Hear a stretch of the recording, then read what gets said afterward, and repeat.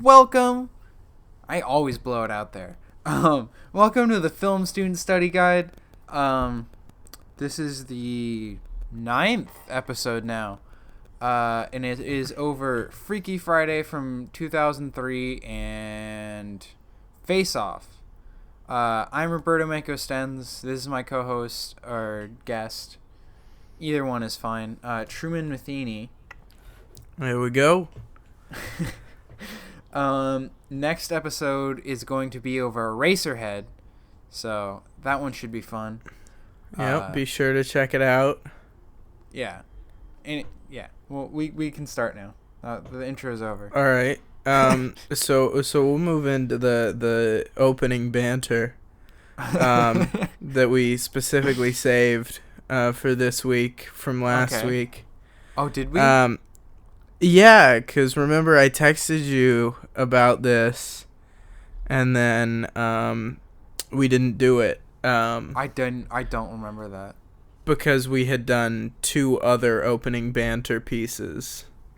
I don't even really think of it as like opening banter. It's just really hard to like stay on topic, or to like. No, I intentionally like to open with a thing. Oh.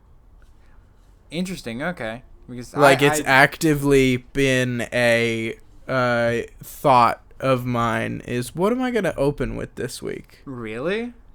Not it. Like it only started probably after the Spider-Man episode. That's funny. I don't even really think about it at all. I don't know. That's funny. Yeah. So I have a running list that I'm working on right now. Okay. A film professor. I was sort of vicariously passed a list of 100 movies to see before you die that a film professor at SCAD made. And I was looking at it and I was reading it. And I've actually been working through a lot of them. Specifically over quarantine, right? Yeah.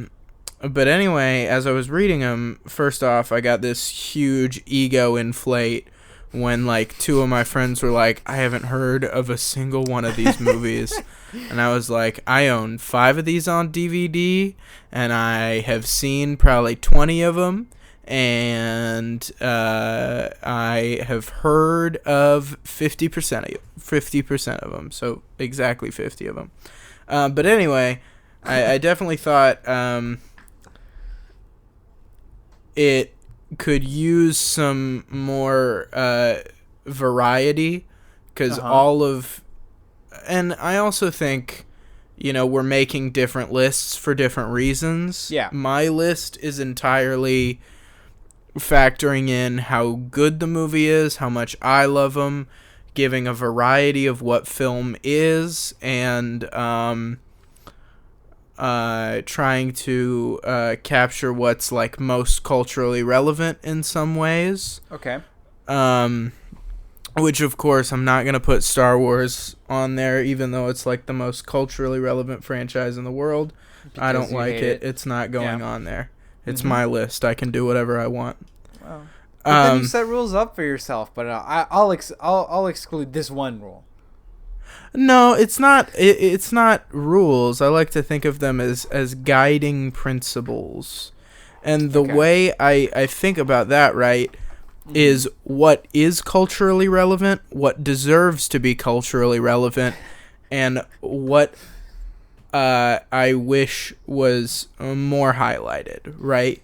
Yeah, and so Star Wars Thinking about fits that. under what you think should not be culturally relevant. Yeah, if my list had, the power to bury Star Wars, I don't know if I would exercise that because I'm so freedom of speech oriented. Why? But why don't you? It would like be it, tempting. Though? Like I don't understand why you don't like it.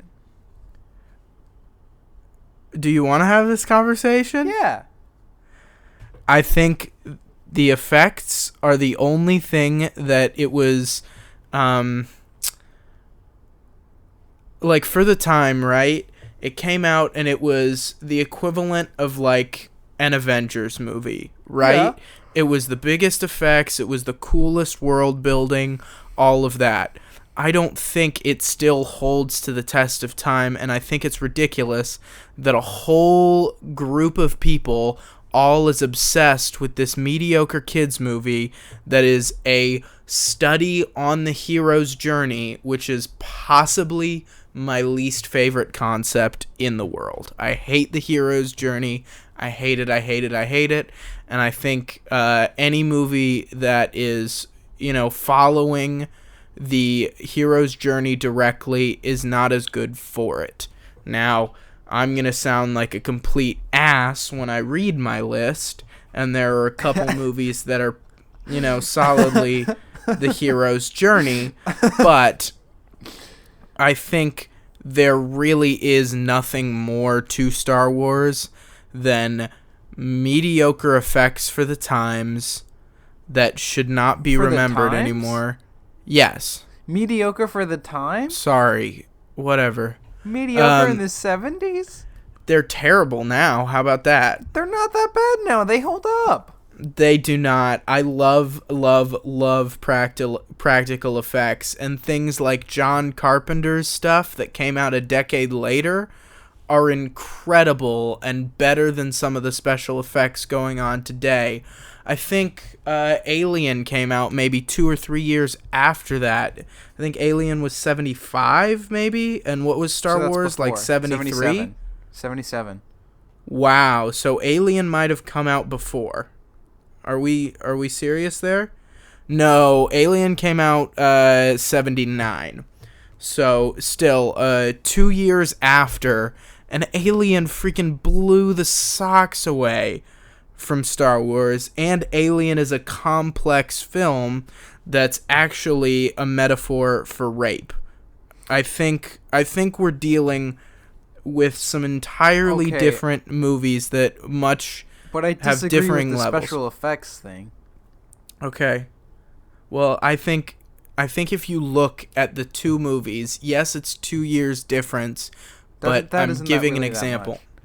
It's not that much, but at the same time, think about... The other thing is that Star Wars pioneered most of the use of those special effects, and, was the first time to do I disagree. I mean, it was. Well, James Cameron came from the Roger Corman kind of setting, and I don't think James Cameron worked on the original Alien. He just worked on Aliens, but the whole idea of Roger Corman's kind of special task force production company he had going is he made these total B movies for super freaking cheap and made a whole bunch of money and launched a lot of careers. I'm trying to think. I don't know as much about Roger Corman as I should, but people like Martin Scorsese came from his cohort. Yeah, no, I know who Roger Corman is. I'm just saying that, I think that the effects in Star Wars, What I'm saying is that these effects had been around. I don't think that they... I would disagree. From, maybe they have, or they did, but from... I've done extensive research on Star Wars. Not, just trying to do research on it, but I've just done research on it from just being a fan of Star Wars and now being a film major.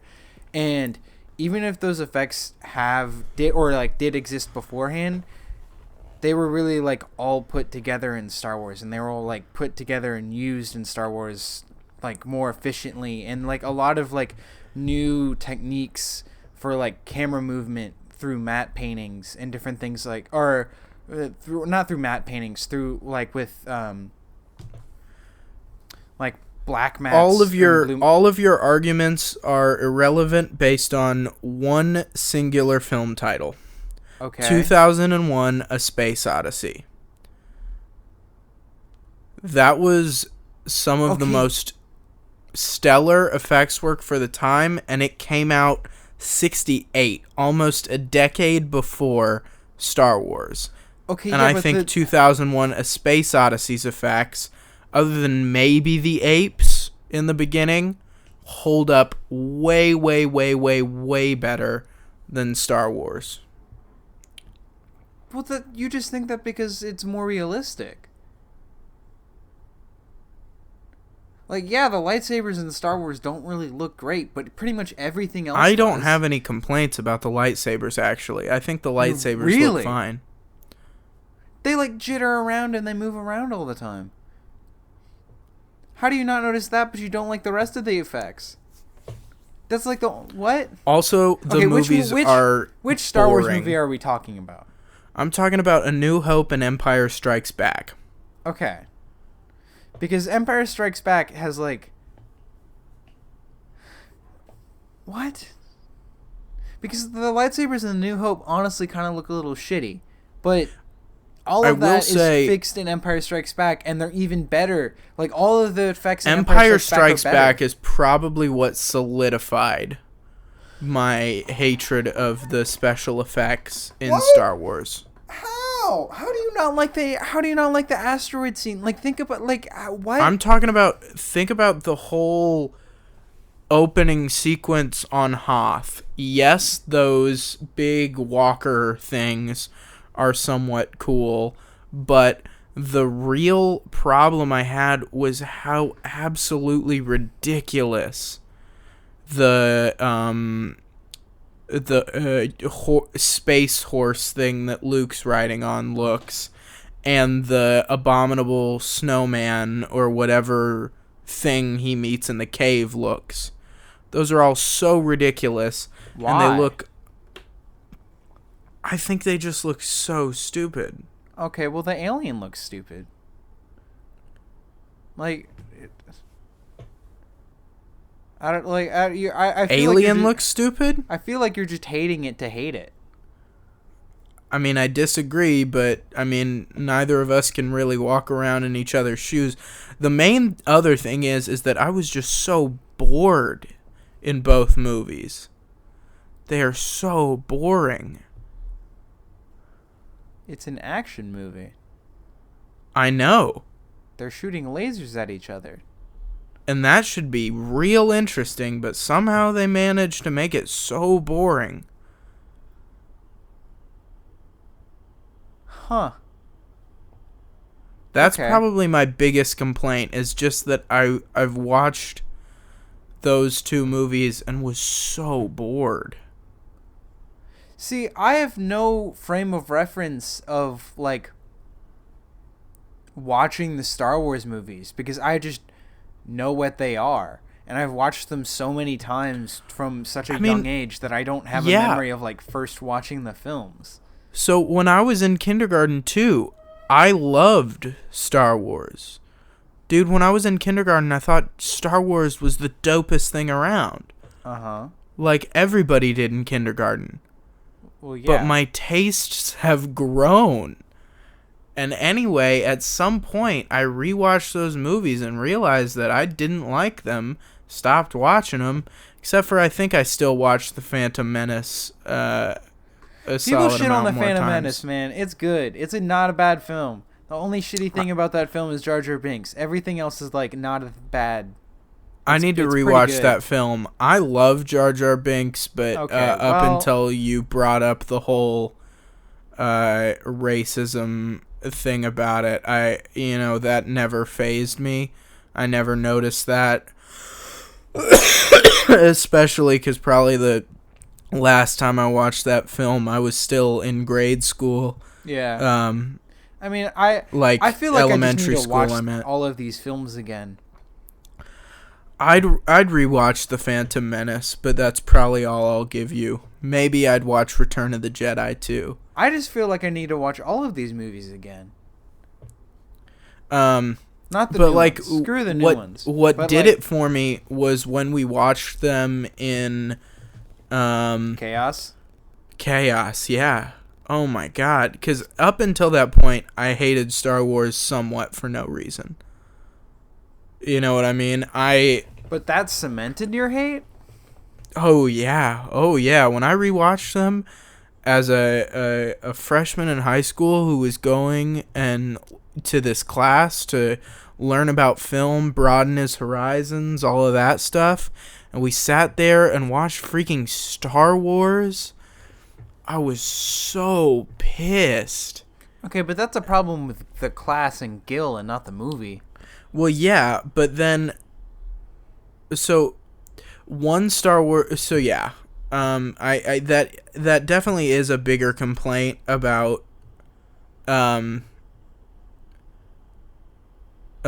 class itself, which the class was fantastic. Yeah. You know, I learned a lot in that class. Yeah, I don't want to shit on Gil because, you know, he had a great system set up with a lot more hands-on work than I think any of the other programs were doing. But at the same time, I wasn't in any of the other programs.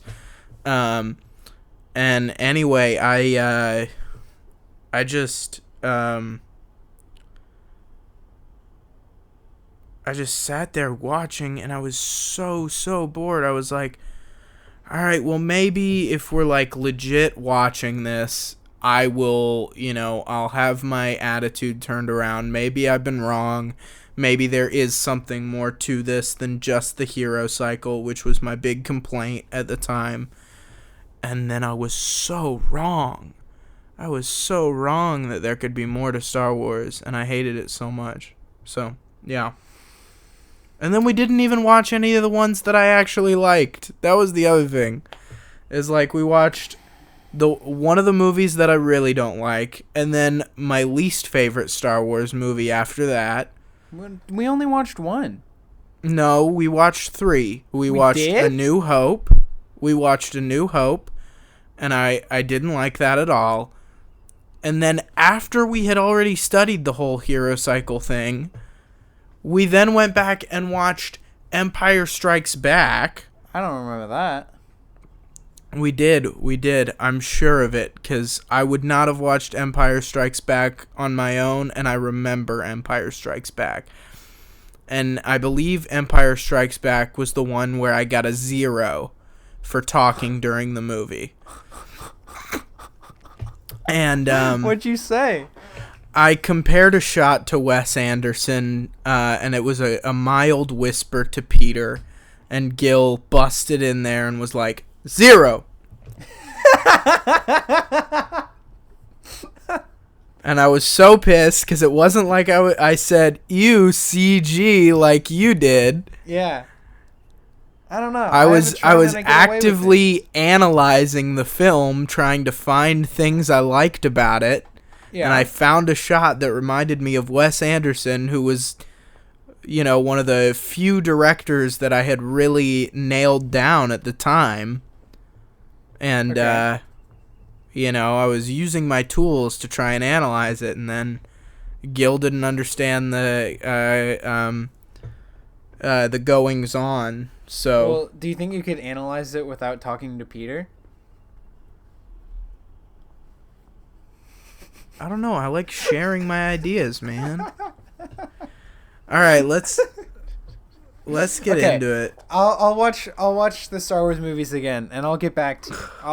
I'll like watch a couple of them at like every week. And it'll be like just start with segment. Empire Strikes Back and see if you can't see. I'm gonna start from how they're made, and I want to go through them all. The Sarlacc pit is so dope, though. See, I have problems with Return of the Jedi, but I'll watch it again and I'll see if I still have those problems. That's the thing. Everybody hates Return of the Jedi out of all of them in the original trilogy, and because if you're okay, yeah, maybe it's not I think boring, the Ewoks are pretty solid. I probably like, I'm not a champion of the Ewoks or anything like that. I don't care that much about the Ewoks. Loves the Ewoks. Truman loves the Ewoks so much. They saved a dying franchise. Truman wants to be taller than someone. But I don't know. I liked their little tree fort. I thought it was kind of sick. you've been saying all these things about like, oh, it's not necessary. Like all of these things are boring, and all of those things are like I don't they're not boring, but it's just like I The don't most care ridiculous. about it. I just want to see Luke talk to Darth Vader and get on with that. Like I don't care. Oh about my all god, that. that's I the don't most care about- boring part. That's the best part. I don't care. I don't care. Why? Like, what? 'Cause Darth Vader is such a terrible villain. He has no complexity. He only has I will say that complexity he has no complexity. Yeah. if you go back and watch the prequels, and Or if then know you all the see extended some lore. yeah, and then you see some complexity to him of Anakin struggling with whether he's good or evil and eventually choosing the dark side, right? Yeah, and then He's such a bland villain. And the other thing is the way I read into he is just evil to be evil. Yeah, the way I read into that first Star Wars movie, A New Hope, right? Was that Darth Vader was actually the good guy. Now, there's one problem with the theory, and you may be able to pick it out really quickly, so I'm not going to tell you what it is. But there's definitely one problem with my theory there. And so here's the reason why I have this theory. The entire, specifically the cantina scene, really sets up that we're in a lawless wasteland where there's so much stuff going on, and it's complete anarchy, right? And I'm pretty anti-strong government, but at the same time, I'm also anti-anarchy. You know what I mean? And to see people just being able to shoot people in a bar, and everyone's like, well, I don't know. Did Han shoot first? I don't know. I don't care. Okay, but that's not necessarily anarchy. But anyway, just seeing I think if you rewatch them, I can't pick them out because the last time I saw it was in freshman year. Yeah. But overall, it sets up that we're in this complete anarchy situation, right?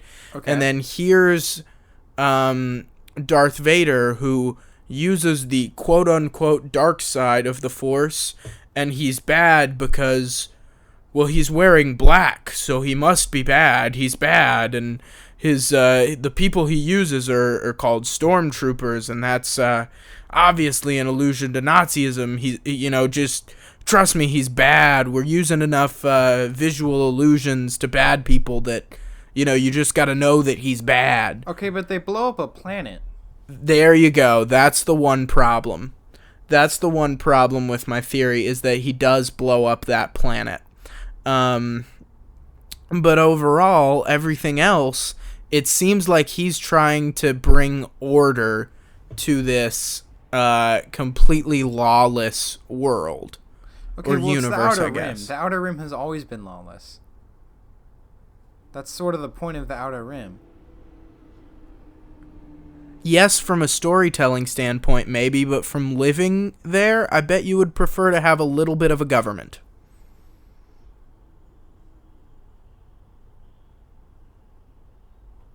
So, anyway, I think we've spent enough time on Star Wars. We can keep having this be the opening banter for weeks to come, if you'd like. It'll probably be something like that, because if I continue watching these films and I keep bringing it up every episode, it'll probably start something like this pretty frequently. I'll let it be, but yeah, let's move on. Which you want to talk about first? Ooh, Face Off or Freaky Friday. I feel like there's less to talk about with Freaky Friday. I actually have more notes on Freaky Friday than I do about... I also have more notes, but they're mostly me shitting on it. Face Off, I just feel is just a crazy over-the-top action movie. Oh my god, so good. I want to bring up... So I'm reading a book right now. Shocker. Really? Yeah, well, you won't be as surprised once I tell you what book it is. Uh-huh. It's Robert Rodriguez's book called... Even before you said that, even Truman's like, I'm reading a book, and then you were like, really? And I was like, that'd be really funny if it was this one book. And then Truman was like, you won't be surprised what it is. I'm like, that'd be really funny if it was Robert Rodriguez's book. Yeah. So I'm reading Robert Rodriguez's book. Yeah. I've been reading it for a while. I think I started reading it maybe junior year. Like, I'm a slow reader, but this is a book that now I'm dying to finish because I just got to finish it. And then after that, and probably the only reason why I'm picking it back up really is because, it's quarantine. And it's nice to read before bed sometimes, right? I'm having more and more trouble sleeping. Yep. No, that and then after that, I'm probably going to start Harmony Korine's book, which I bought.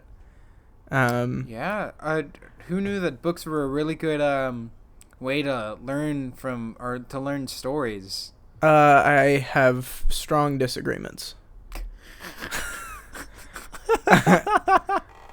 I think that the one thing that books have that movies don't is the idea that since books are much less expensive, generally speaking, to create, they're able to, they were way ahead of the game with being able to just market for niche audiences, right? Okay. So even if a book only has a small audience compared to other books, right? Even if it's not going to be a bestseller, it doesn't matter. It's still worth making because there are still people who love the genre and will read anything in the genre, right? Here's the other thing that I think that books have over movies.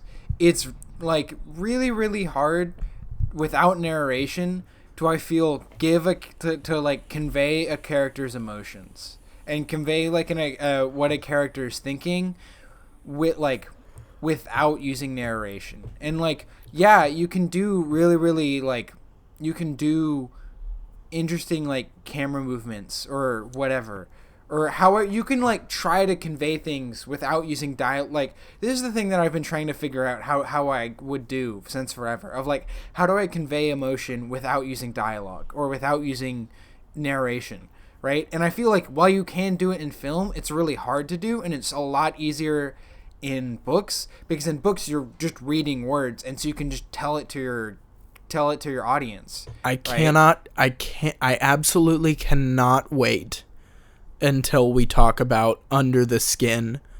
In 2 weeks. Because I think it's going to prove you wrong. I think film values visual storytelling.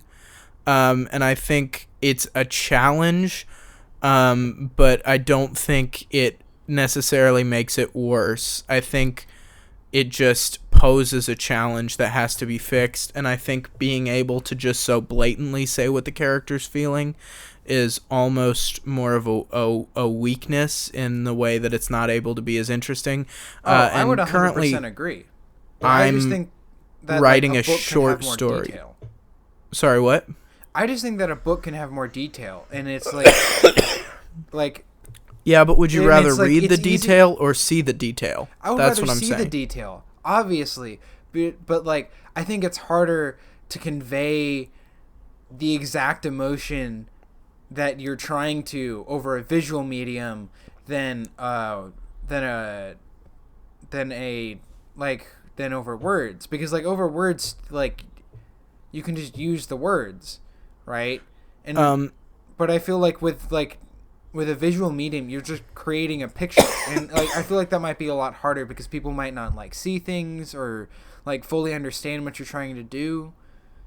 I don't know. I could be wrong, and there's definitely points to either one, but this is something that I've been trying to think about for honestly since freshman year. I also think a lot about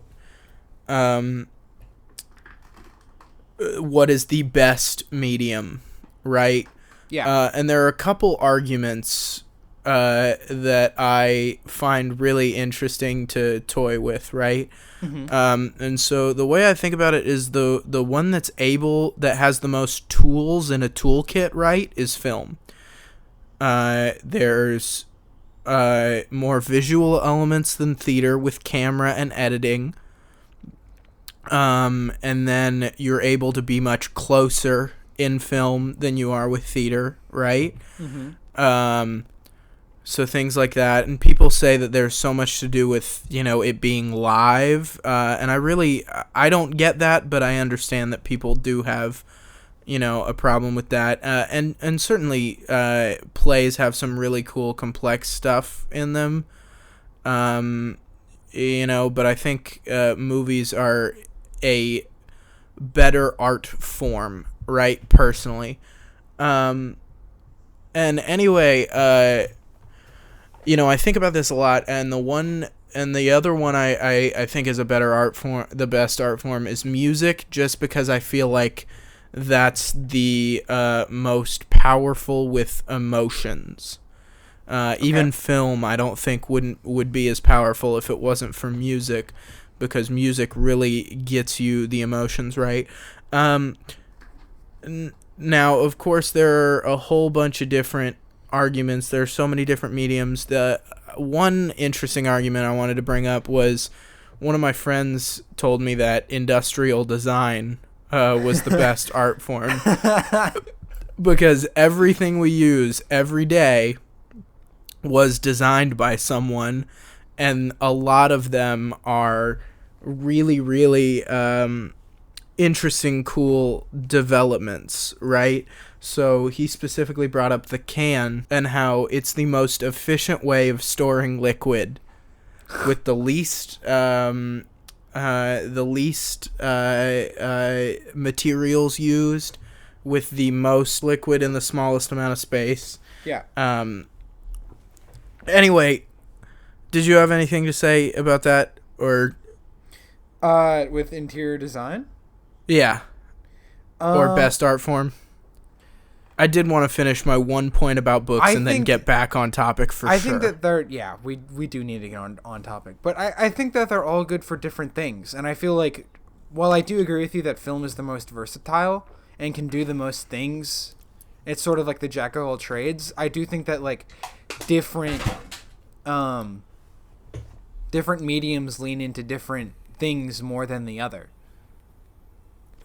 And I think I've done a better and better job of learning to appreciate every medium for its, strengths and weaknesses. I specifically like sculptures and paintings a lot as a medium. I don't please don't quiz me on my favorite paintings or anything, because I'll sit there and say Andy Warhol, because I love Andy Warhol, but that's about all I know. Yeah, my mom has a PhD in art history, so ever since I was, like, literally, like, 3 years old, she's dragging me around to museums this and museums this and that, because we lived in New York and there's museums everywhere. So I've just grown up to, like, utterly just hate museums, because me as a kid was even more crazy than I am now, and I got in fights a lot and I got suspended a couple times. Anyway, I did really learn to love modern art that's like just painting a painting white recently. That's such a Truman thing. I thought there was a while where I hated that stuff, but I mean, at some point I think it's somewhat contrived, once you Definitely. get, like, just by now we've seen so many of them, right? But I specifically the first one, I think it's called, like, Black Square or something like that. Yeah. I know exactly what you're talking about, yeah.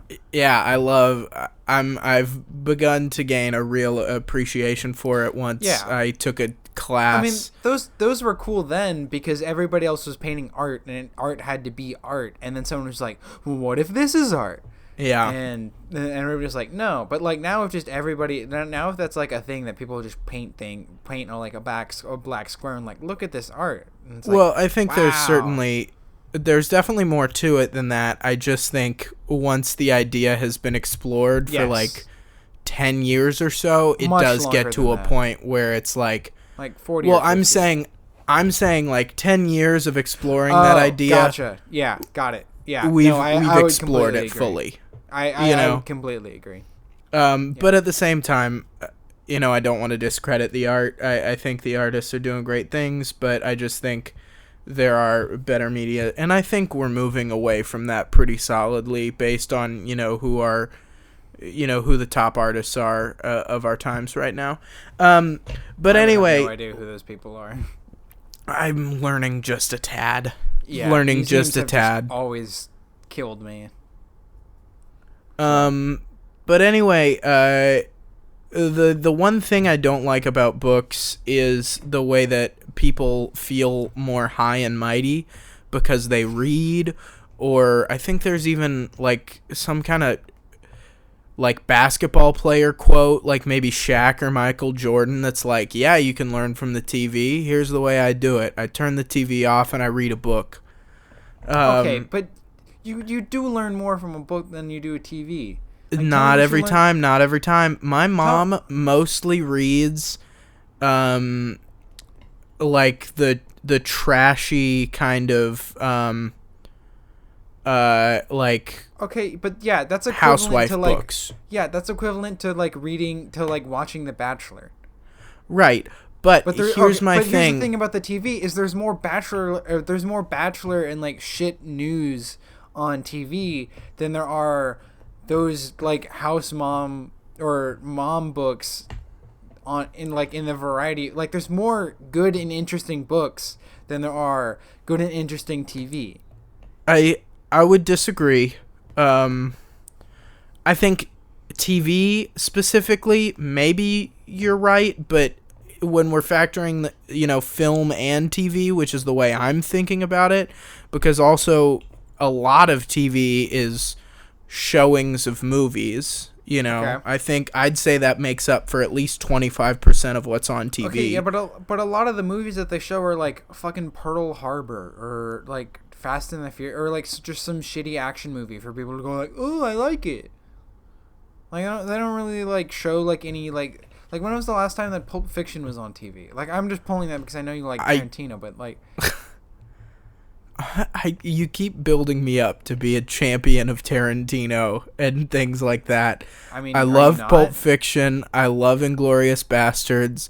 I'm a fan of Django and maybe Reservoir Dogs, but I'm not I'm not Quentin Tarantino is my god.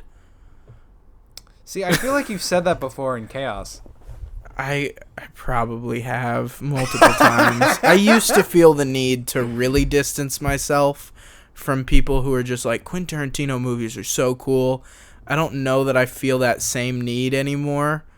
But yeah.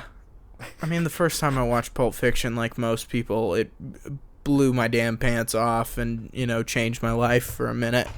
But I just thought it was a cool movie. I was like, that's a cool movie. I like that movie. When did you watch it? Like 5 years ago. Oh, we probably watched it at the same time. Yeah. But anyway, I just overall, I think you can learn a lot more from nonfiction books, and if we're talking nonfiction, that's a whole nother thing, right? Or even poetry as well, but even then, disagree. Poetry is really. I think specifically a way of expressing a specific point of view, right? Uh-huh. I think it's somewhat similar to like a stand-up comedian in writing that isn't funny. Okay. Yeah, I can see that. But anyway, I think as far as it goes with narrative books, I think most of the time a film could do it better, but likely will not do it better because they feel so tied to the source material.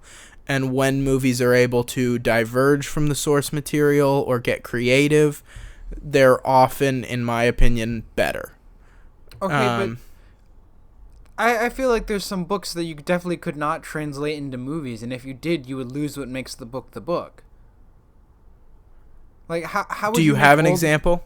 Yeah, like literally any of like how would you do Old Man in the Sea? Like any I haven't of seen it. Hemingway's. I haven't heard of that. Oh, book? Hemingway, got it.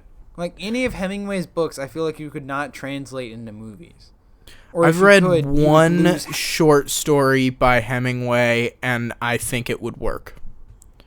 But also, I feel like you lose the meaning, because I feel like a lot of like what is important in those books or stories is like the dictation of like what of like how things are exactly said, and because like because a lot of the words have like a lot of double meanings, and I feel like that's hard to translate into film. yeah, so I would say that when we're able to get poetic, that's where books are able to do what they need to do. But I think so many times books don't get poetic. I've read so many books in English class and things like that are entirely unpoetic.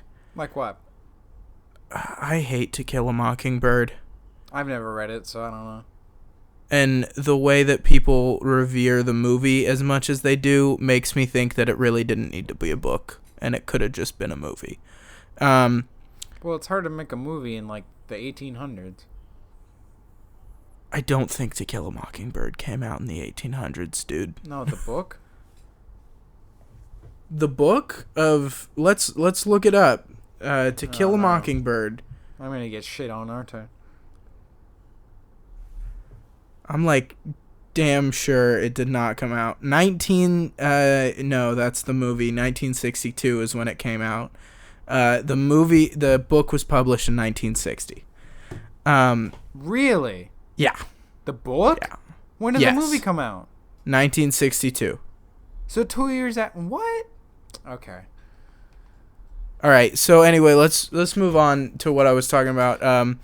Should we move on to the movies? Yeah. Well, I was gonna segue in. Okay. Segue in. Robert Rodriguez in the book meets Quentin Tarantino. Oh damn. And he talks a lot about his discussions with Quentin Tarantino. And one of the things they talk a lot about is Asian directors being so far ahead of American directors, and they specifically cite the director of Face Off, John Woo. Yep. So I immediately took note, and I was like, oh, I'll have to check out this John Woo guy. I'll have to see what he's all about. Little did I know, he directed freaking Face Off, which I love. After watching this movie, I certainly see a solid amount of Asian influence, which in some ways... Anytime that they shoot a gun. Anytime that they shoot a gun is just like John Woo all over it.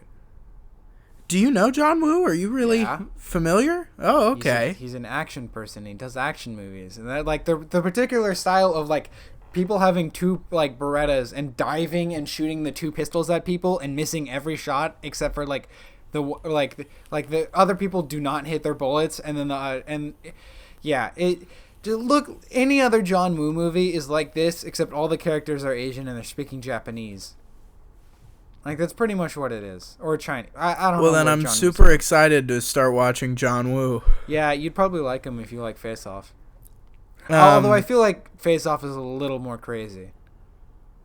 Face Off is a lot more crazy. I think Face Off holds a candle to any other action movie.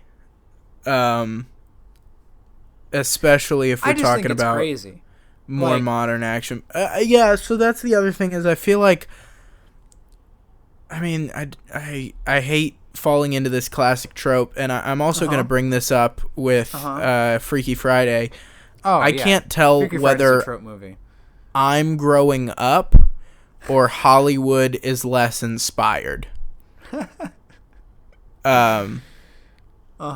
Or also, continue.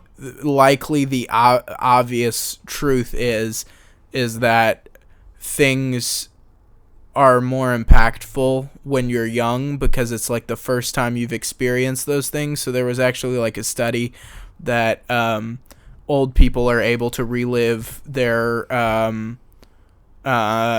like old people kind of come alive when you play the music from their youth. Yeah, I've seen that. Yeah, and so the guy's point was he can't wait until he's old and someone plays Break Stuff by Limp Bizkit and he comes Wait, alive. Did you see that on a YouTube video? Yeah. Sideways? I don't know, but I'm sure we watched the same video. No, we definitely did. All of that dude's stuff is quality. I'd be interested to see more. I'll send you the link after. Do it. Anyway, it's that kind of thing about things are so impactful the first time you watch it, and nothing will ever be able to really compare to the things you liked when you were a teenager, because it was the first time you really were able to make choices about what you're intaking, right? Yeah. And so that's the other thing. That's why I think Star Wars is so loved, is because of that nostalgia piece. Yeah. Right? And, that's something I'm going to be a bit of a victim with, and we're about to see with Freaky Friday when we talk about that. Yep. But specifically in the action movie world, I definitely think because movies are not as ridiculous with their premise, they almost lose a big piece, because I feel like action movies are so tied to being real and down to earth, which of course the Avengers movies are a complete exception, and I think that's why they're so popular, is because they're so outlandish, you know what I mean? That it's really cool because superheroes don't exist. Yeah, to fully escape into that world and that lore. And so I love that it's a body swap action movie. That's so cool and so ridiculous and awesome. What do you feel about John Wick? Because it's like a fairly realistic action movie, and it's a pretty fucking great action movie.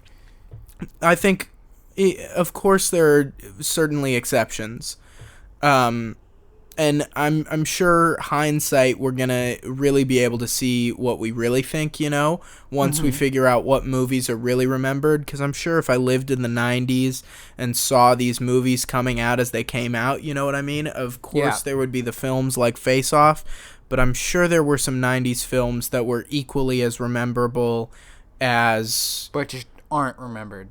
I'm just going to pull one out of my butt. The Meg. That we're the equivalent of the Meg. Yeah, nobody will remember the Meg. You know what I mean? Yeah. I honestly forgot about that film until you mentioned it last time on the podcast. Yeah.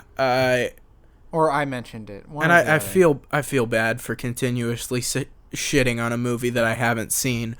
It's a dumb, shitty action movie. That's all it is. Yeah. It's honestly, I would actually equate it perfectly to Face Off, except for some reason Face Off is, I wouldn't say popular, but more remembered.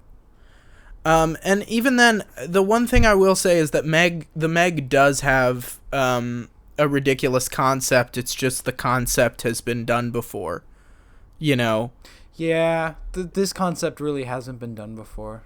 Yeah, well, I mean, body swap movies have been around for so long, and honestly... You know what I didn't realize? Freaky Friday's a body swap movie. Did you not realize that was the whole point of the pairing? No. Yeah, I picked, whenever you were telling me about these movies and pitching them both to me, I was like, cool. And it was like, so how do they go together? And you're like, I think John Travolta's in both of them. Or you said something like that. And then so I watched the 2003 one. I'm like, wait, John Travolta's not in this. And then so I texted you, I'm like, is this the right movie? Because I don't think John Travolta's in it. And then you're like, no, 2003 is the right one. I was like, huh, okay. Yeah, sorry, I lost you there for a second, and I screamed I lost you there. Oh, you did? So just be aware of that. Well, my headphones fell out. Aww. Because I was laughing really hard. Oh. But I did hear the end. I just thought it was so ridiculous that you didn't know it was a body swap movie, and that's why. Yep. Yeah, these are like two of my favorite body swap movies. Interesting. And anyway, I think this movie might be one of I was listening it to my sister. I showed it to my sister when we watched it last night. I don't know if she knew what to do with it. I don't know what to do with this one either. Like, halfway through, I'm just like, this just does not work. I just went along with it. I thought for sure what it was that you were texting me this is crazy about was either the opening scene, because from the bat, it's like, oh my god. Or from the final boat chase scene. Wait, so there's a plane chase. Yeah, there's whole plane chase sequence. And there's a boat chase. It's got everything. It's just missing the classic train sequence. There isn't a train. There's no train. There is no train. But anyway. See, now we gotta watch Mission Impossible for that one. Or rewatch Spider-Man 2 and talk about that awesome sequence. Just a subway, but what's the difference between a subway and a train? Not much. Anyway, yeah, I was talking to my sister about it, and I was like, is this Nick Cage's best performance? Oh, it's great. The acting in this movie is, like, crazy. Yeah, I think the only reason why it might not be Nick Cage's best performance is because of Raising Arizona and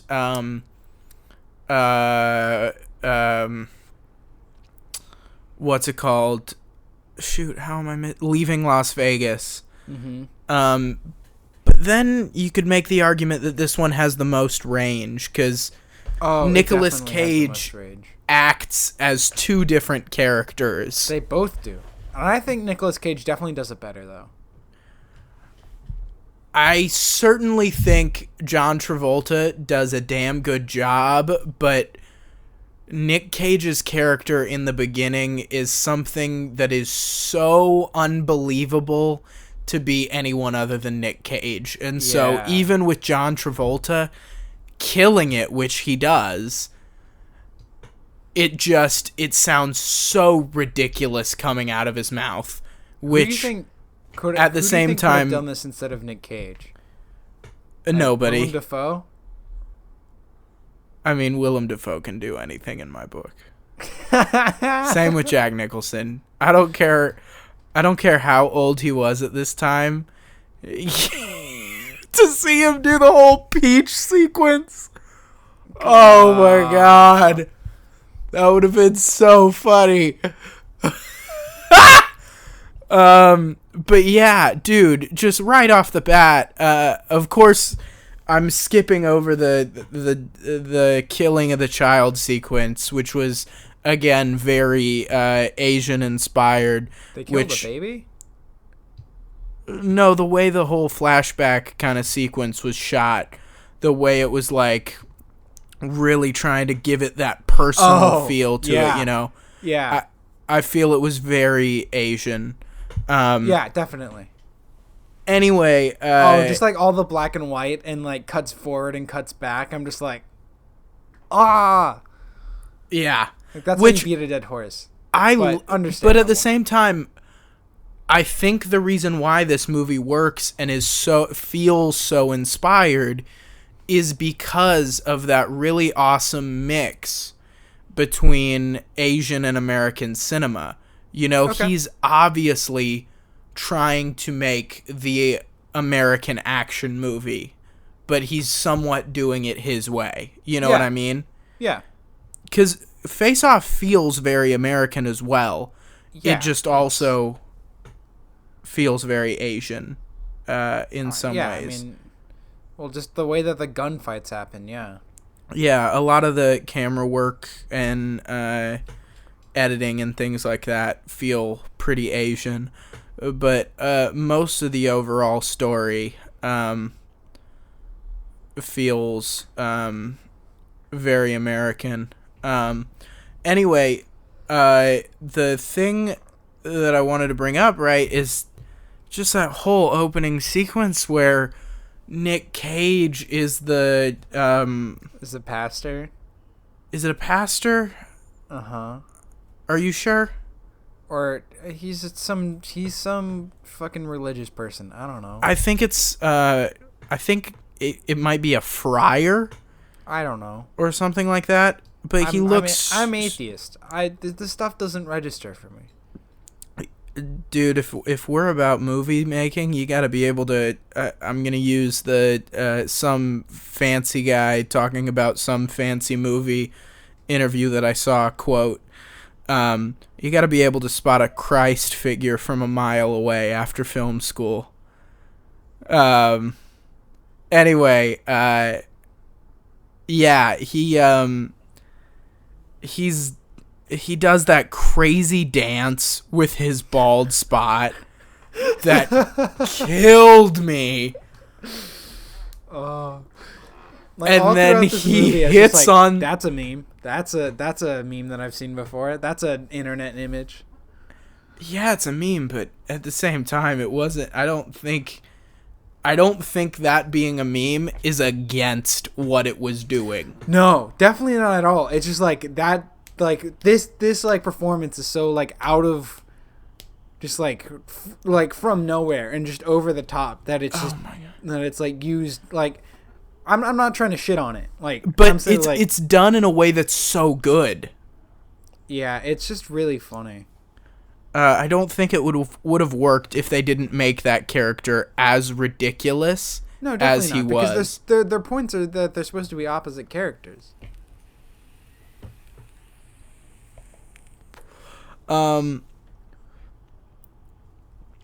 So, I also thought the over-the-top slow-mo was pretty Asian, and I loved all the slow-mo's ridiculous and is overused, but God, I love it. It works because it works, you know? Yeah. And then, I just loved the editing overall. It's just a crazy movie, and throughout the movie, like, it's just like it just does not stop. It just keeps on going and just. I don't know. I was thinking about this for a while, and I didn't finish my thoughts because I was pulled away and did something else. I forgot what it was. Yeah. But I was gonna try and think if there were any other action movies that had as good of action sequences as they have in this movie. You need to watch some John Woo movies, man. They're and so I think all like this. I'm excited to start watching his movies. Yeah, the thing that frustrates me with these movies is that I'm just like, why are their bullets not hitting each other? Like, they're literally just like emptying clips at each other and like point blank range and not hitting them. Like, that frustrates me. I don't like that. There are much worse examples, I think. I mean, I just don't like that they're just like. Also, the FBI is just like, they're like they go up on, like, it's just, I understand that like nothing in this movie is realistic, but it's just absurd. When sometimes. Rewatching, I definitely found some plot holes that I wasn't a big fan of. I forgot what a lot of them are. I think I don't think he killed everyone he needed to kill in the Oh, I don't like that he's just able to like be like, and now I got my face back, and now I've kidnapped and killed everybody that you know, even though like one of them is like a super high rated FBI agent, the other is another FBI agent, and there's like the dude like, oh, I find that he's just like, and I kidnapped these people and now they're here. Like, I find the big one that I saw that was a problem was Castor Troy would have been able to alert everybody who he needed to that he swapped faces. You know what I mean? With the freedom he had for how long he had, I think he would have called up. I forgot who those people were. Bald dude? Yeah, the bald dude. I feel like he would have called up the bald dude knowing that that's where Sterling would have gone with his face. I feel like he would have called him up beforehand and been like, hey, by the way, if anyone shows up looking like me but acting a little bit different, that's because I swapped faces with some guy. Long story. I promise it's true. Please believe me. And he would have been able to make that work. You know what I mean? Yeah, I mean, it's a dumb action movie. What do you want? I don't think it's that dumb, but I don't know about that.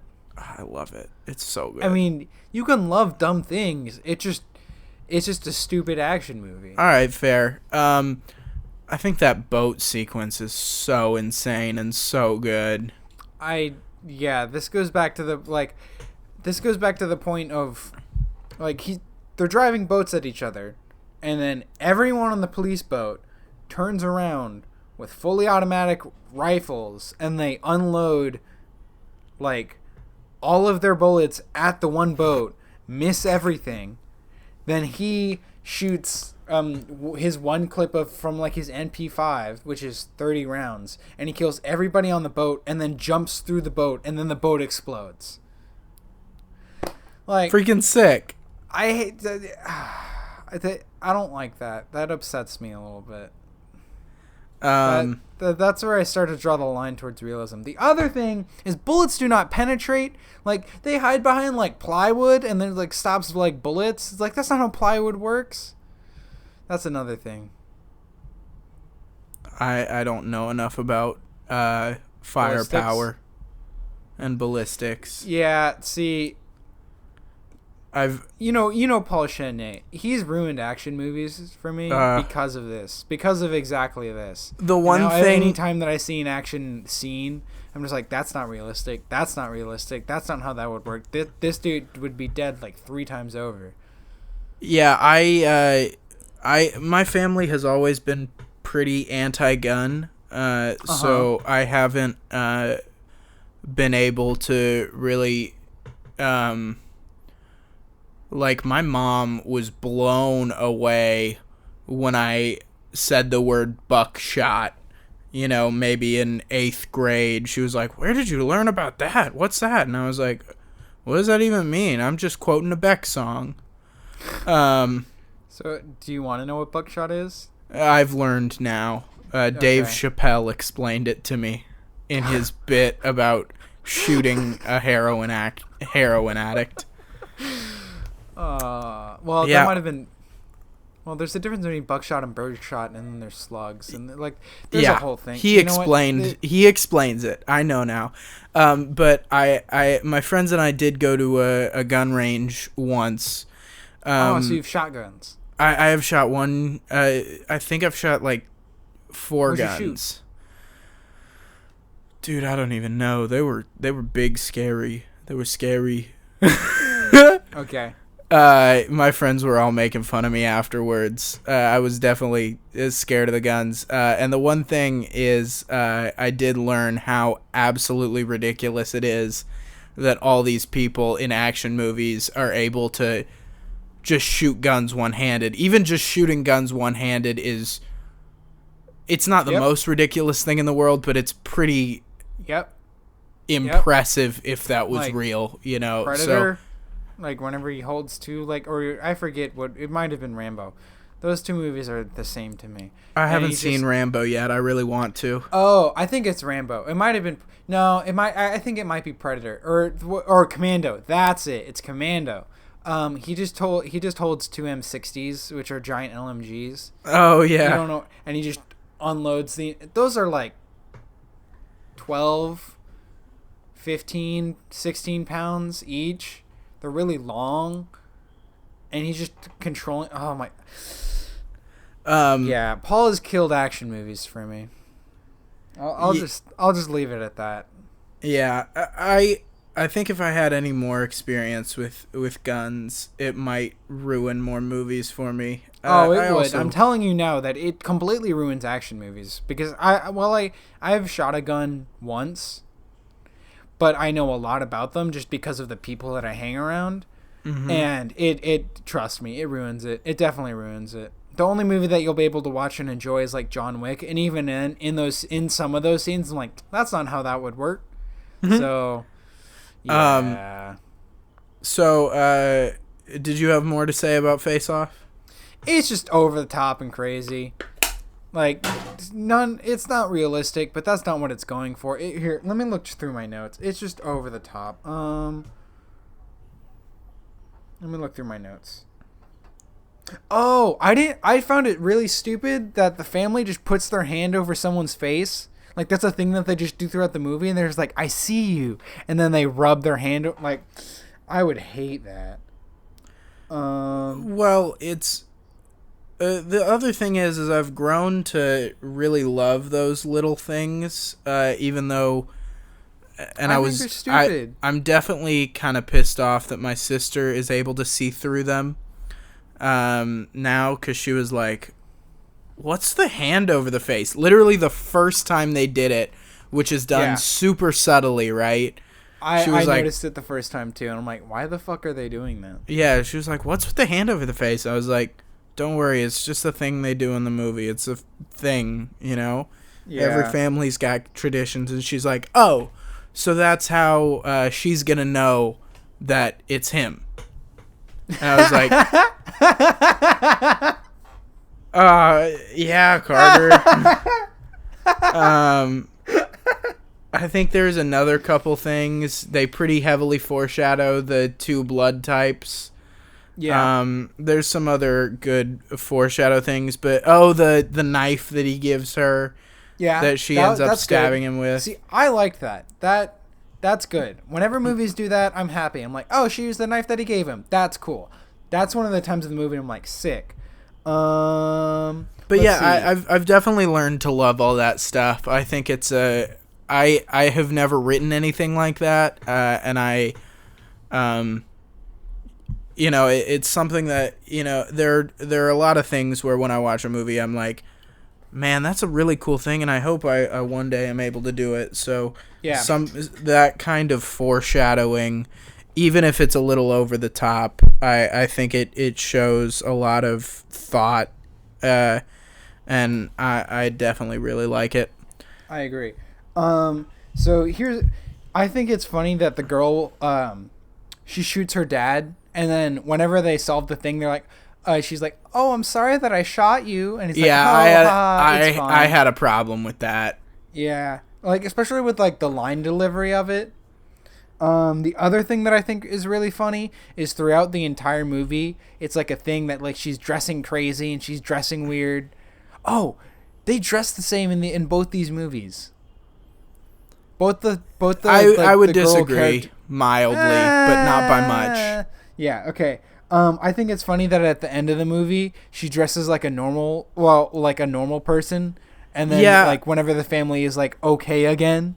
I think some of the denouement is a little bit rushed, and I think that's certainly just par for the course. Like when he says that scar, I don't need it anymore. That's a little rushed. And it's like,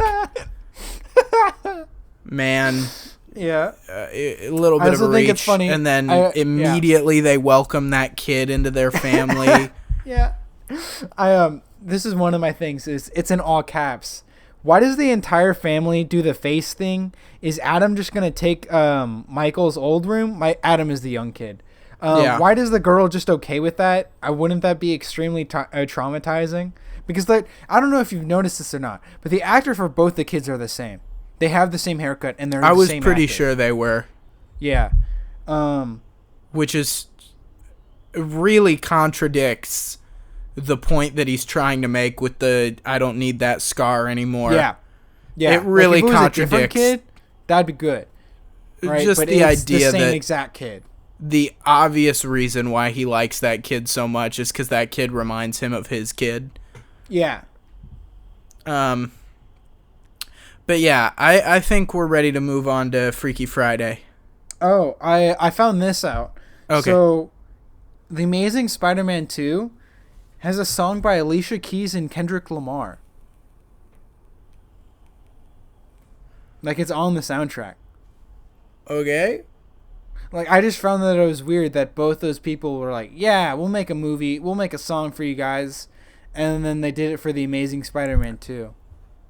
And it's not in the movie. It's not in the movie? No, it's not. Well, they would have done a good job taking a hint from that with Black Panther, because, dude, everybody shits on the special effects. My biggest problem is the soundtrack. I'm so glad they used Kendrick Lamar for the soundtrack, but they should have just used songs from To Pimp a Butterfly and Good Kid, Mad City. I would agree. All of those songs, when they played them, did not fit the mood. It just didn't work as a soundtrack. I just think that Black Panther gets too many credits for being like, hey guys, we made a black people movie. Everybody like it because we're now socially sensitive. I thought that they played it well, actually. I was worried that they were going to play it pretty really, really safe and not add something new to the conversation, right? Yeah. No, I like the story that they're telling. I just think T'Challa is a boring ass character, and he has no interest. Like, I would agree. Boring. But I certainly think just like that movie, I just feel gets too much credit. Like, it's a good movie, but I don't think it's like Black Panther is a great movie. I just get annoyed when a lot of movies don't take an interesting addition to the conversation. You know what I mean? Yeah, yeah. And I feel like that movie does that. It's just the other parts of it aren't great. So I was just glad to see that it wasn't like... I always use the example of, like... I think it's Rihanna in Battleship. That's one of the trademarks that I really don't like. Of, you know, strong, powerful women in cinema. I hate when they are like, I'm doing this, and guess what? It's 'cause I'm a woman. Oh, check that out. I'm a woman, and I'm doing badass things. Guess what? I'm a woman, everybody. Look, I have vagina. I'm a woman, and I hold gun. And so I much prefer it when they're able to do it more subtly and don't have to be, like, shoving it down your throat that they're a woman. And I have my list of favorite badass women in cinema who don't do that. Yeah, like, I would agree with you with that. And, like, I feel like it's better that instead of just being, like, that, it would be a different conversation of... or just them or just like them taking male roles and doing it in like however they would do it. Like, instead of just casting a guy for every role, just make it a woman. Have it the same character traits. Give them, like, because people are people, and, like, maybe they'll have, like, different motivations because they're perfect. Like, it doesn't example have to be, of like, this, just because they're a woman, they're, like, a completely different character, right? A perfect example of this is Dee in It's Always Sunny. I think she's a great... I mean, she's certainly not in my list of badass women of cinema, but, you know, it's cool that she's, like, the exact same as all the other characters. Yeah, they're all shitty people. It's a great show. Anyway, let's move on to Freaky Friday. Yeah, because it's probably not best that we're talking about women's roles in cinema as two guys. Ladies and gentlemen, we'll fix this. I promise we'll have a lady as soon as they return our texts. No. So I will preface the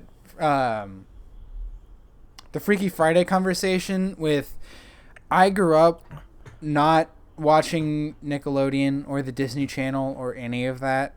I was exclusively Had you ever seen PBS. Freaky Friday before this? No, I had not.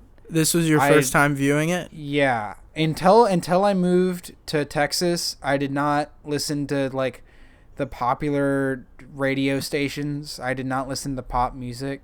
Any of the times they listed bands, did you know any of them? No. Well, I knew some of them, but I mean, when they say the White Stripes, yeah, I mean, that was about the only. That was the only one that I knew.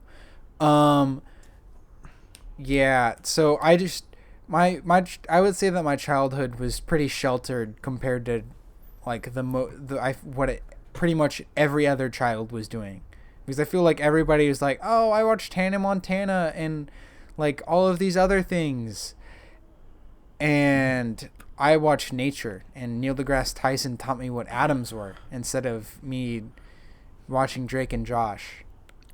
Yeah, I certainly... I have no connection with any of those TV shows. I wonder if... try and have that conversation with me.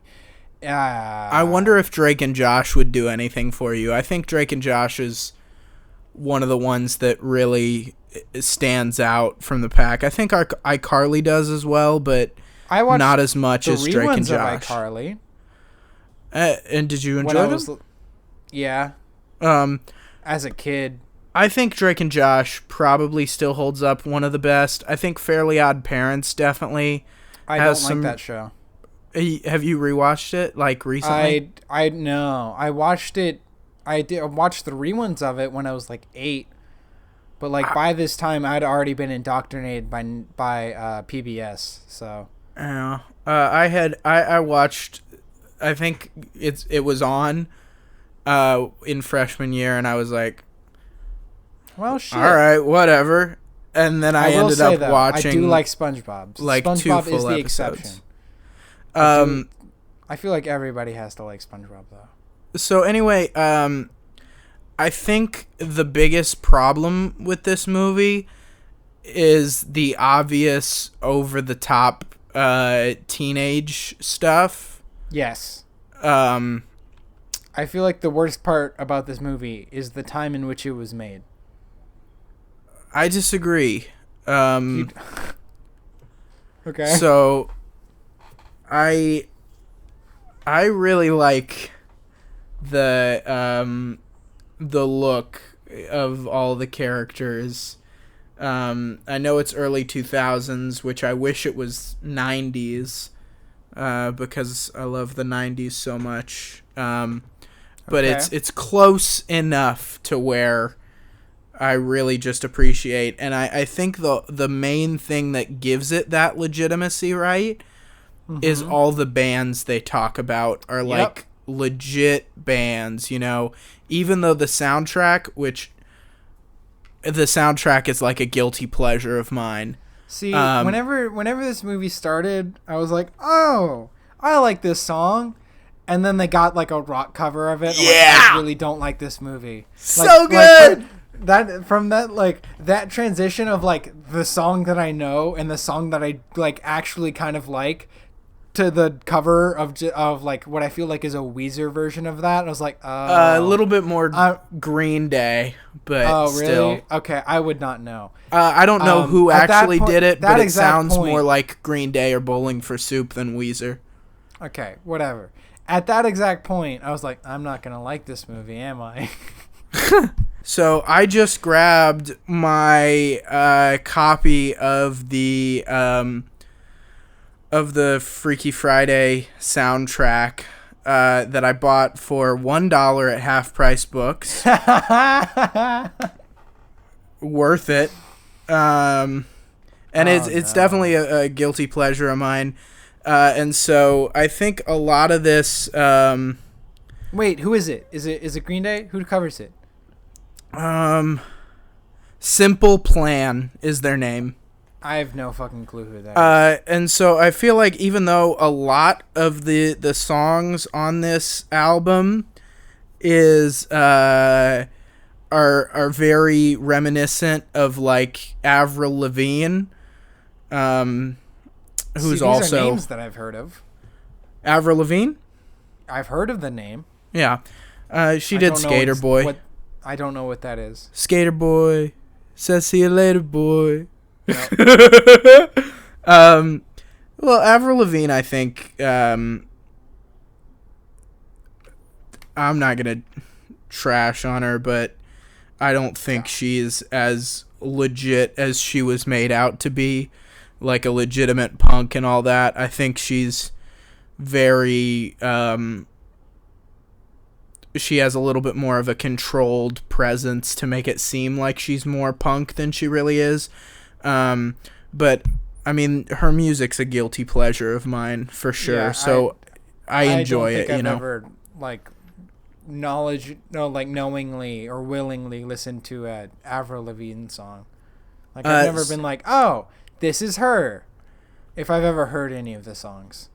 So I think the fact that even though the soundtrack sounds a lot more like what's it called, like Avril Lavigne, right? Okay. Generally speaking, and there's I'm looking at the songs and I'm like, yes, no, yes, no. You know what I mean? Mm-hmm. Okay. But anyway, I think even though they sound a lot more like that, the legitimacy of this film comes from those listing of band sequences where they do list like legit bands, right, that these people would be legitimately listening to. So I think it stops being as pandery when they're able to legitimately accurately assess a couple things about these characters' world. And I think listing bands is always a really cool thing, because I think it's so easy to say bands that aren't right, and when they are able to get the bands right, it really means a lot. Okay. I think so some of my favorite parts about this movie are the cartoonish characters that are like the grandpa's fully cartoonish, ridiculous. The all of her patients in the psychiatric, they're so funny and ridiculous and cartoonish. See, here's the thing: is I actually like, as this movie went on, I was like, oh, okay. Like the second that this movie started and it transitioned from like the normal version to the other version, I was like, I'm not gonna like this movie. But as the movie went on, it stopped being as much of itself, and then I stopped hating it as much. And there were actually a couple times in which I laughed. So yeah, it wasn't terrible. I think I do give it some benefit of nostalgia for sure. I definitely noticed myself watching it and being like, oh, that hurts. And I was like, just forget about it. You love this movie. Don't worry about it. So I certainly think I gave some, some benefit to it that it may not have deserved in some places. But overall, I do think it is legitimately funny, unlike a lot of things that my sister was watching when she, like, at the equivalent time that I would have been watching this. Okay. Which I didn't watch it when it first came out, right? I probably watched it, like, reruns when I was probably 8 or 9. Okay. But yeah, when Carter was 8 or 9, I was, 12, right? I had pretty solidly moved on, and I was like, screw Disney, I'm old, I'm cool, right? Yeah. And anyway, she was watching a lot of stuff that just was not funny anymore at all, And I think there were definitely one of the things that was funny was when watching it, I saw one moment that I laughed a lot at as a kid and realized that it was not funny hardly at all. Was?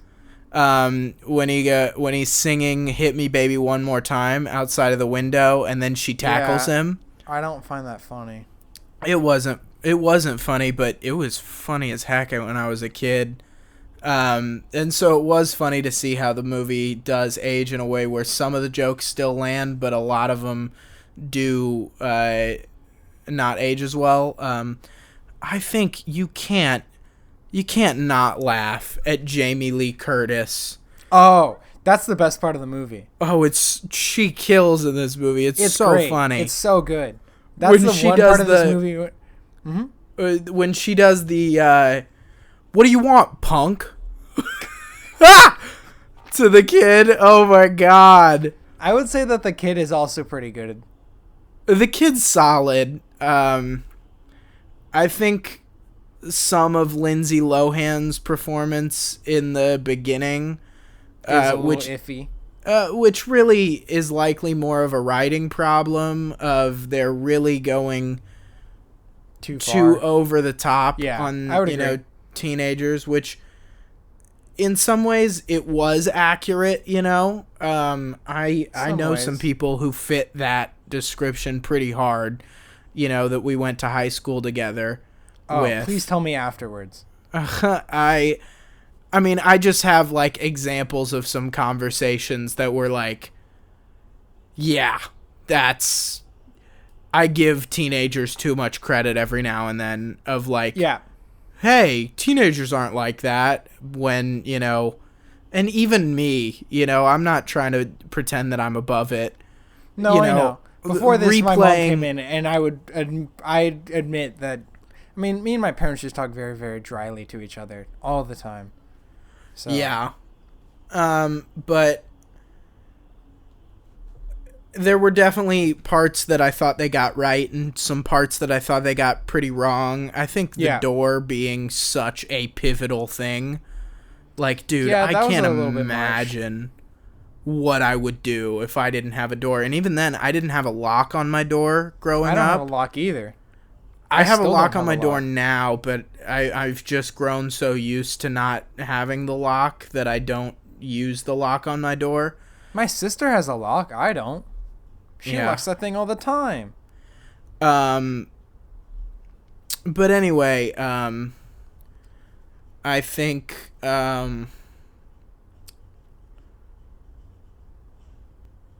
yeah, I think I made my point there. I also loved the little addition of her lunch swap with the detention people, that she just has that relationship with them.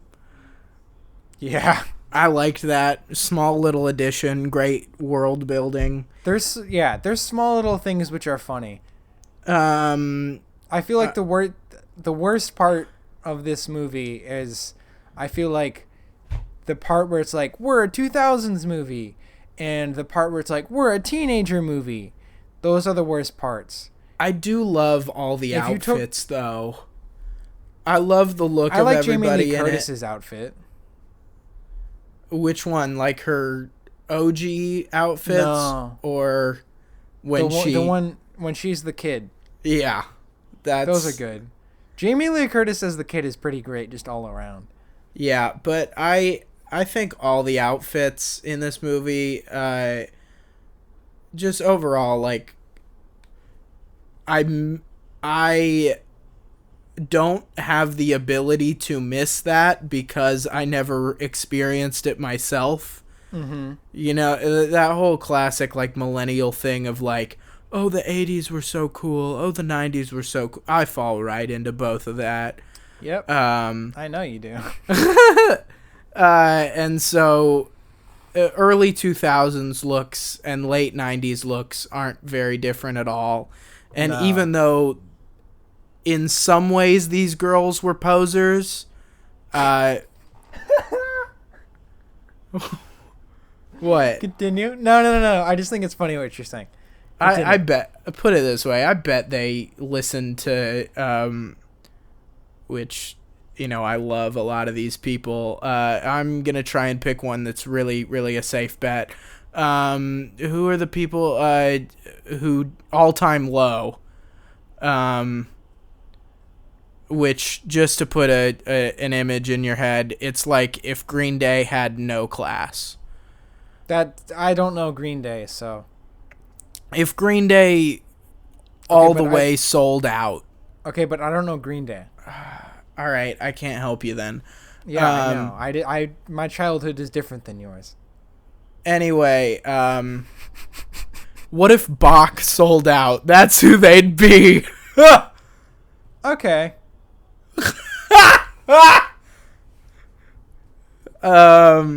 Anyway, yeah, I think these characters might not actually be listening to some of the music that they said, but I much prefer to think of them as legit in there listening to who all the bands they were mostly they talked about the Vines, who I think are a cool band still.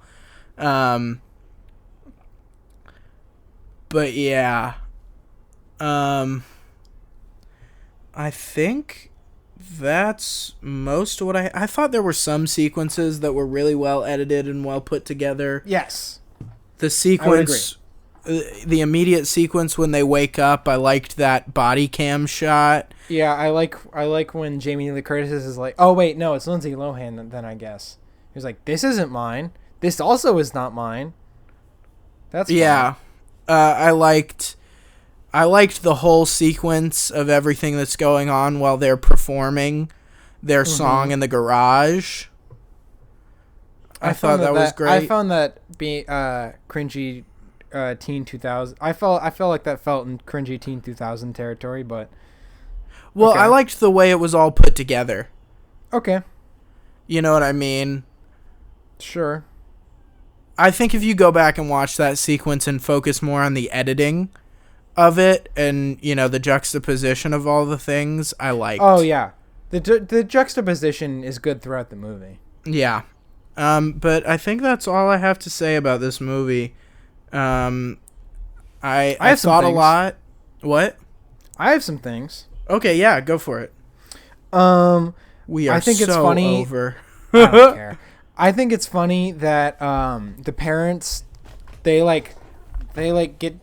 kiss, but they like walk up to each other and they keep their hands at their sides and then they lean in and kiss each other. Like they don't they both their hands stay at their sides and they're like, "Mwah, that is a kiss."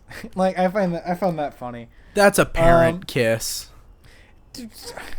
Yeah, but I feel like at the very least they should have like at least put their arm around one another. Like, at least an arm.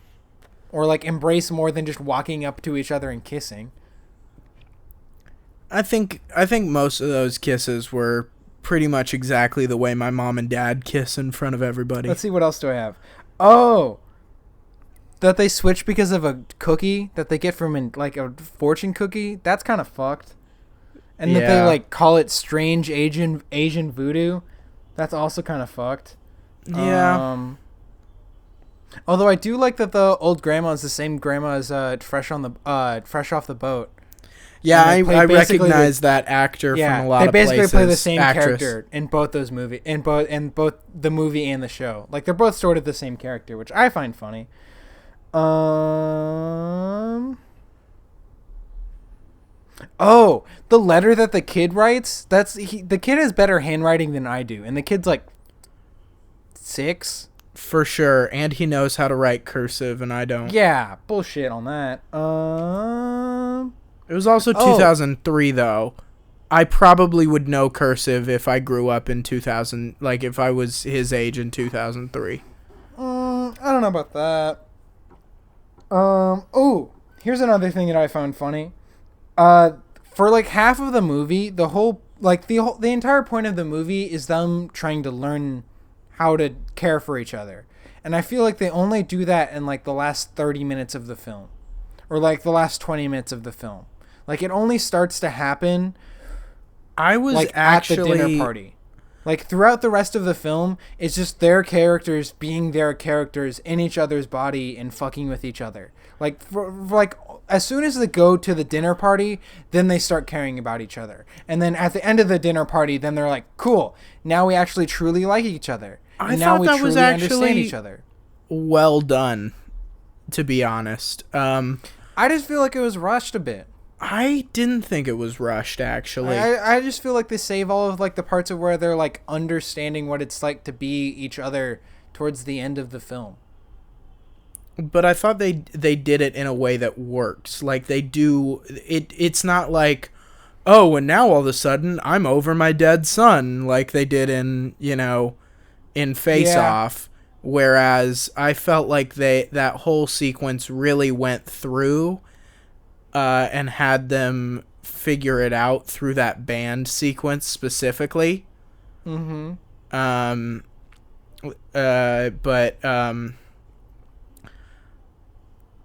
Yeah, I disagree with you. I think they handled that pretty well, and I thought there were multiple points throughout the movie that they started, or at least showed that it was like a back and forth of like, I'm mad at you, but I still love you, you know? Yeah, I mean, it was never really that. It was more of just like them fully like understanding that each of them has their own shit to deal with, and that if they may be stressed, they're not stressed because of each other. They're stressed because of what they're dealing with. Mm-hmm. But, oh, I feel bad for the guy because, Oh yeah. because like for like the movie's like, man, this person's mom is really cool, and then like any time that like they will hang out now and he will like meet her mom, he'll be like, fuck, what could have been, like, right? I just feel bad for him because now he got put in a very confusing situation.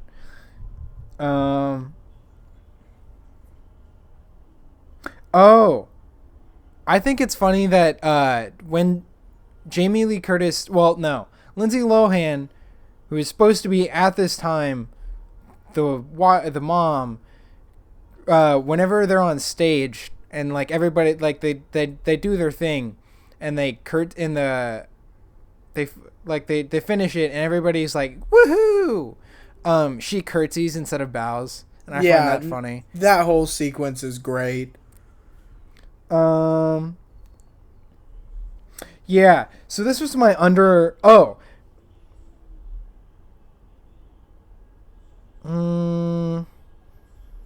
I find it weird that the entire speech and the last part was in third person. Like, it's all about, like the mom, well, I guess Jamie Lee Curtis gives a speech as the kid, as, like, the point of view from a kid, but she's the mom. And it's just entirely in the third person, and that bothered me. But I understand why that is, and why that is for the plot, and it makes sense. It just, the tense bothered me. Throughout, like, all the music, and at the very, very end, whenever they're doing, whenever she's doing whenever Lindsay Lohan is playing their guitar for their wedding, it looks like she's lip syncing, and I found that very funny. I thought she was too, and actually, the first song they play, the "Take Me Away" one from the garage, that they play twice, is by someone else named Christina Vidal. I'm only knowing this because she was lip syncing. So they were lip syncing then, but not at the end. I don't know, but the end is actually Lindsay Lohan's song. Oh, huh. I would totally believe that those are reversed. I feel like 1,000 Miles would fit perfectly into this movie. No, like, it wouldn't. I feel like it would. You're wrong. I feel like it would. That's like a song that I would equate to this movie, and I feel like it. If you said "Bring Me to Life" by Evanescence, I wouldn't hate you for that comment. But 1,000 Miles is so far off from who these characters are. This entire I feel soundtrack, like it would fit in the movie. This entire soundtrack is all pop punk stuff from the early 2000s. Okay, but like, instead of doing the one whatever song in the beginning, you could do 1,000 Miles. You could. It will work. You could do it. I think what they could have done, which they have on here, is Joey Ramone's cover of "What a Wonderful World," and they could have done the original "What a Wonderful World" and switched it to Joey Ramone's cover. Oh, you know what also bothered me throughout this entire movie? What? Fucking Lindsay Lohan's hair. It just looks weird. It looks like just puffy and like I feel like it shouldn't be brown, and it should like be like a blonde or another not brown. Roberto, Brown I don't. Did you have emo friends? No. You don't know what these people look like. No, but I'm saying that brown like looks weird on her. Like I feel like it does not fit in like the way that like they have it in the movie. It just does not look. I don't know. Like it looks like she's wearing a wig to me. Okay.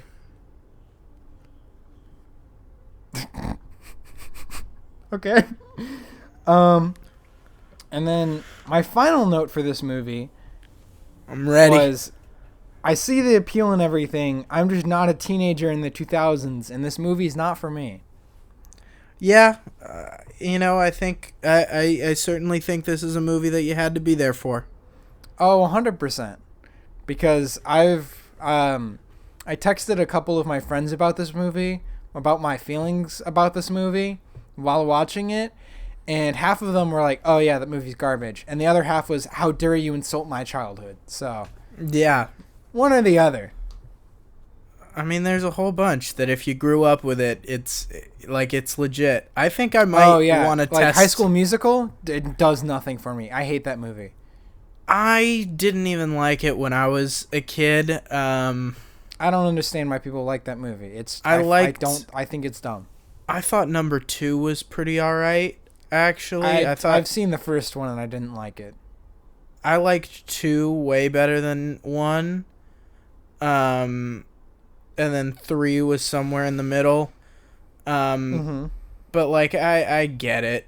It's the type of, garbage people love as kids, right? Yeah. It's a garbage kids movie. But yeah, I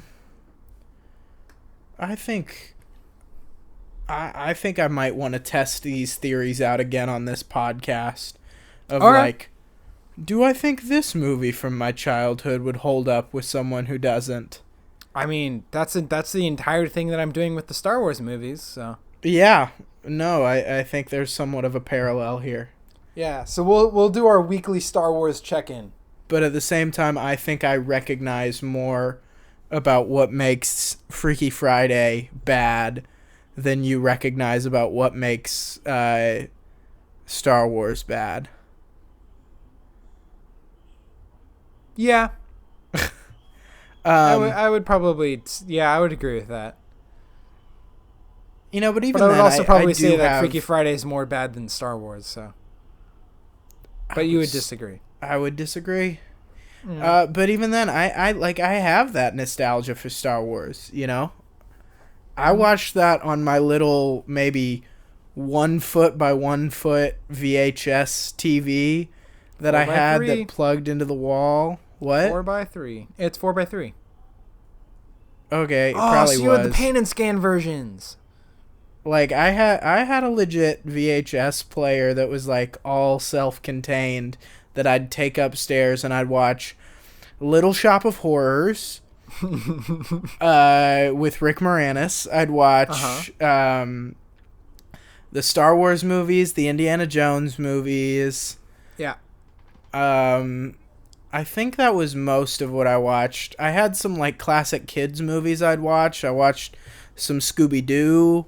I watched some a couple PBS things. Do you know Wishbone? No. Some dog that is a detective or something. Yeah, that sounds like something that I would find on the Disney Channel, thus I have not watched it. But it's more PBS style. It's like, I'm a dog that solves historical mysteries. Oh, okay. Like, or geography mysteries. I watched, like, Zaboomafoo and that shit. Zaboomafoo was around? Uh-huh. Zaboomafoo was like a 90s thing, I'm pretty sure. And they just did reruns. Actually, no. It's early 2000s. I take that back. I'm wrong.